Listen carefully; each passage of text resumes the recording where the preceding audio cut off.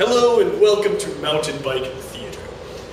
Here today we are going to take this rear wheel off and rebuild the rear axle, and I'll show you some tips and tricks that'll save you time and a lot of money. Make sure that the bike is in its bottom gear, or else it'll be a pain in the ass getting the back wheel out. Also undo the rear brake. Next, we take our 15mm wrench and loosen the fucking wheel nuts. Oh, whew. Those were really, really on. Can't be too safe. Leave your tools all stacked around on the ground too. That is the best way to work on. And as we can see, the axle is actually broken in half. And that's what was making the hub feel loose. That sucks.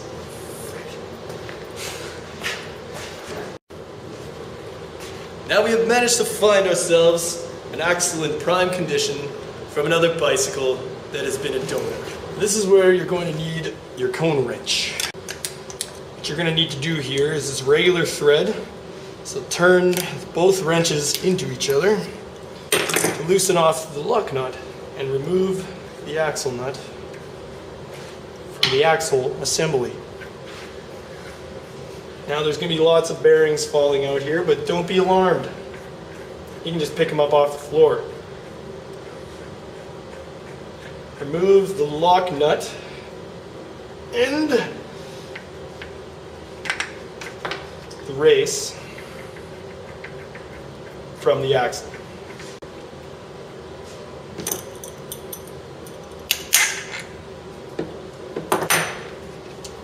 And that's complete. So, since our first axle was bent, I was forced to find another wheel with another axle and another tool that I don't have at the moment. It looks like even different bearing races this time. Oh, this might not work actually. Oh, yeah. No, it's probably gonna work. Holy Nothing to see here. Minor setbacks. This is normal. We extract the axle from the secondary donor wheel. Right here I'm pinching one of the cone wrench slots here with a flathead screwdriver just to make this a little easier. There's a bearing seal on the other side that's preventing the other cone to pop out. Okay. And this is our new axle here. To rebuild these things, it's important to remember only a couple things, and it's to space the cone properly. You can use your old bent axle as a template for this, and never forget the spacer. That's important. What if you just forget it sometimes? Well then, sometimes you're going to be rebuilding the wheel twice. Sometimes even 5 times. Can't get this part right. Double check your spacing on your other bent spindle axle.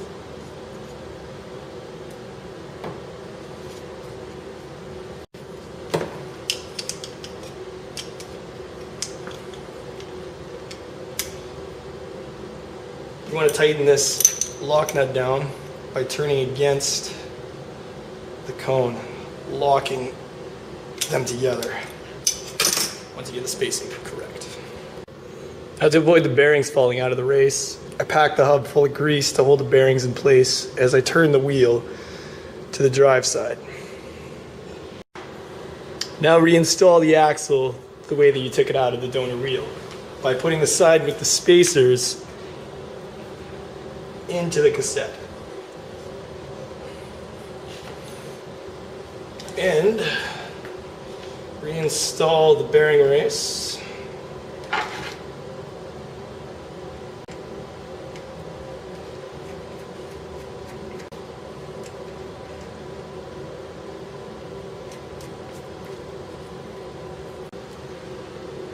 Reinstall your other race.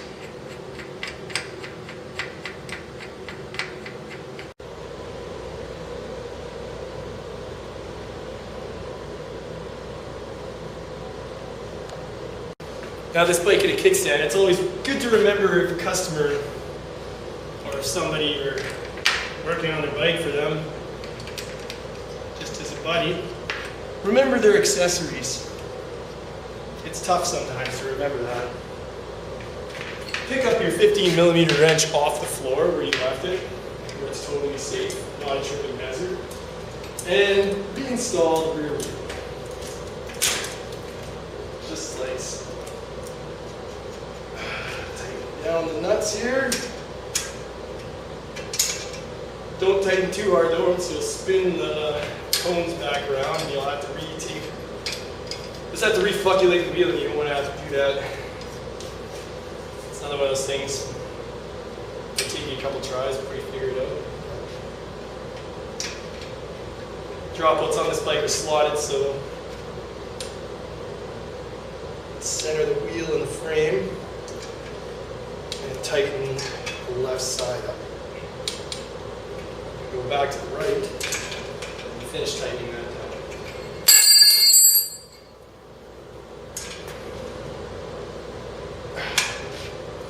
You got to put the brakes back together.